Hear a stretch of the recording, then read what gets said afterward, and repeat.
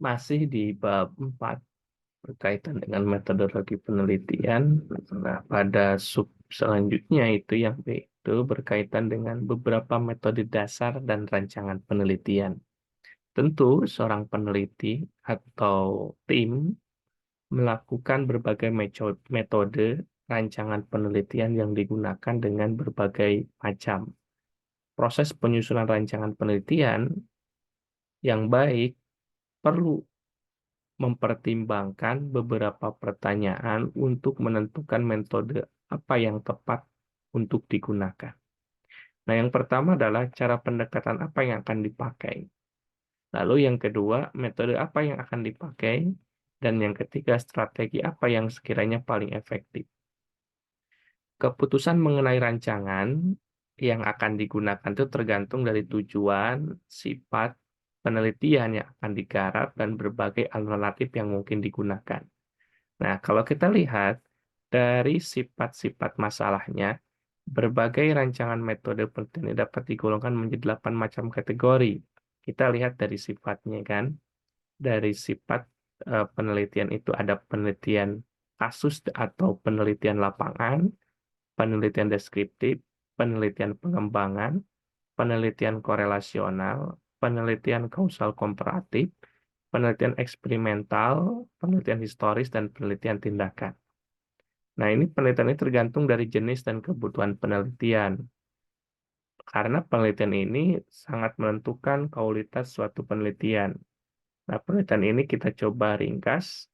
Pertama adalah penelitian kasus atau penelitian lapangan, case study, and field research. Nah, kita harus tahu apa tujuannya. Nah, tujuan penelitian kasus dan penelitian lapangan adalah untuk mempelajari secara intensif tentang latar belakang keadaan sekarang, interaksi lingkungan sesuai sosial, individu, kelompok, lembaga, dan masyarakat. Contoh misalnya studi tentang pola ladang berpindah dari masyarakat Talang Mamak ke Provinsi Riau. Atau misalnya studi lapangan yang tuntas mengenai kebudayaan kelompok-kelompok masyarakat terpencil. Karena kan mencoba untuk meneropong suatu kondisi di lapangan. Nah, cirinya itu adalah penelitian ini mendalam mengenai unit sosial tertentu yang hasilnya merupakan gambaran yang lengkap dan terorganisasi, baik mengenai unit tersebut. Lalu, dibanding dengan studi survei yang cenderung untuk meneliti sejumlah kecil variabel pada unit sampel yang besar, studi kasus cenderung meneliti jumlahnya. Lalu keunggulannya berguna untuk informasi latar belakang perencanaan penelitian yang lebih besar dalam ilmu-ilmu sosial karena melakukan proses secara intensif. Data yang diperoleh penelitian kasus memberikan contoh-contoh yang berguna untuk memberikan ilustrasi mengenai penemuan-penemuan yang digeneralisasikan. Lalu dari kelemahannya itu terbatas pada unit-unit yang sedikit, karena memang fokus pada satu kelompok, maka tidak bisa melihat kelompok-kelompok yang lain. Lalu kelemahannya juga adalah adanya subjektivitas yang lebih banyak daripada peneliti apa dengan langkah-langkah yang lainnya. Lalu langkahnya seperti apa? Rumuskan tujuan yang akan dicapai, rancangan cara pendekatannya, kumpulkan data, organisasikan data, dan susun laporan. Itu berkaitan dengan field research. Jadi kata kuncinya adalah di lapangan. Itu aja. Lalu penelitian deskriptif. Nah, tujuannya adalah untuk membuat gambaran secara sistematis, faktual, akurat mengenai fakta dan sifat populasi atau daerah tertentu. Jadi menunjukkan kalau apa deskriptif itu bisa dengan konsep dari apa namanya itu gambaran suatu data, fakta, informasi untuk diolah. Nah, ini beberapa contoh misalnya penelitian mengenai taraf daya serap pelajaran-pelajaran SMA, studi mengenai kebutuhan tenaga kerja akademik pada suatu kurun waktu tertentu. Ciri-cirinya adalah mengungkapkan situasi atau kejadian-kejadian, jadi menggambarkan, karena kan deskriptif menggambarkan. Mencakup, nah ini ada yang lebih luas, berkaitan dengan definisi atau karakteristik dari deskriptif itu mencakup segala macam bentuk penelitian, kecuali penelitian historis, penelitian eksperimental. Tujuannya itu untuk mencari informasi faktual, mengidentifikasi masalah-masalah atau untuk mendapatkan justifikasi keadaan dan praktek-praktek yang sedang berlangsung, membuat komparasi dan evaluasi, mengetahui apa yang dikerjakan oleh orang-orang lain dalam menangani masalah atau situasi yang sama. Langkah pokoknya itu hampir sama, definisikan dengan jelas dan spesifik tujuan yang akan dicapai, rancangan cara pendekatannya, kumpulkan data, susun laporan. Lalu yang ketiga adalah development research atau penelitian pengembangan. Tujuannya adalah menyelidiki pola dan perurutan pertumbuhan atau perubahan sebagai fungsi waktu. Penelitian pengembangan sangat berguna bagi pembuat kebijakan sebagai bahan masuk untuk menyusun program kerja ke depan. Jadi ini pengembangan model sebelumnya kepada model yang lebih baik. Intinya itu sih. Nah, ini beberapa contoh. Misalnya studi cross-seksional mengukur sifat-sifat dan laju perubahan pada sejumlah sampel yang terdiri dari kelompok-kelompok umur yang mewakili taraf perkembangan yang berbeda. Cirinya itu memusatkan perhatian pada studi mengenai perkembangan selama beberapa bulan atau beberapa tahun. Tugasnya untuk menjawab pertanyaan bagaimana pola pertumbuhan, lajunya, arah perurutannya, dan bagaimana berbagai faktor perhubungan satu sama lain dalam mempengaruhi sifat-sifat perkembangan. Nah, ada sampling, masalah samplingnya seperti apa, lalu studi-studi cross-seksional, studi-studi kecenderungan mengandung kelemahan bahwasanya faktor-faktor yang tak dapat diramalkan mungkin masuk dan memodifikasi atau membuat kecenderungan yang didasarkan masa lampau menjadi tidak sah. Nah, langkahnya sama, definisikan masalahnya, lakukan penelaahan, rancangan cara pendekatan, kumpulkan data, evaluasi data, susun laporan. Ada juga penelitian korelasional. Penelitian korelasional itu untuk mendidik seberapa besar variabel-variabel pada suatu faktor berkaitan dengan variasi-variasi pada satu atau lebih faktor lain berdasarkan koefiensi korelasi. Nah, cirinya itu variabel-variabel yang diteliti agak rumit dengan metode eksperimental. Karena ini kan kita korelasional, jadi mengaitkan antara satu dengan yang lainnya. Lalu memungkinkan pengukuran beberapa variabel dan saling keterhubungannya. Lalu di sini berkaitan dengan tinggi rendahnya saling hubungan dan bukan tidak adanya saling berhubungan, mengaitkan apakah ada hubungan atau tidak. Tetapi ada juga kelemahannya menurut buku ini, salah satunya hasilnya cuma mengidentifikasi apa sejalan dengan apa tidak, mesti menunjukkan saling hubungan yang bersifat kausal. Nah, jika dibandingkan dengan penelitian eksperimental, penelitian korelasi itu kurang tertib, ketat karena kurang melakukan kontrol terhadap variabel-variabel bebas. Saling hubungan, sering tidak menentu dan kabur, sering merangsang penggunaan sebagai macam shotgun approach, memasukkan berbagai data tanpa pilih-pilih dan menggunakan setiap interpretasi yang berguna atau bermakna. Eh, Intinya dari apa namanya itu penelitian korelasional itu melihat adanya keterkaitan atau tidak dari satu objek dengan objek yang lain. Lalu ada kausal komparatif untuk menyelidiki kemungkinan hubungan sebab akibat dengan cara berdasarkan atas pengamatan terhadap akibat yang ada, mencari kembali faktor yang mungkin menjadi penyebab melalui data-data tertentu. Jadi pertama itu mencari keterkaitannya, yang kedua adalah membandingkan keterkaitan itu. Misalnya contoh penelitian untuk menentukan ciri-ciri guru yang efektif dengan mempergunakan data yang berupa catatan mengenai sejarah pekerjaan selengkap mungkin. Jadi membandingkan efektifnya seorang guru dengan data sejarah pekerjaan. Nah itu ya.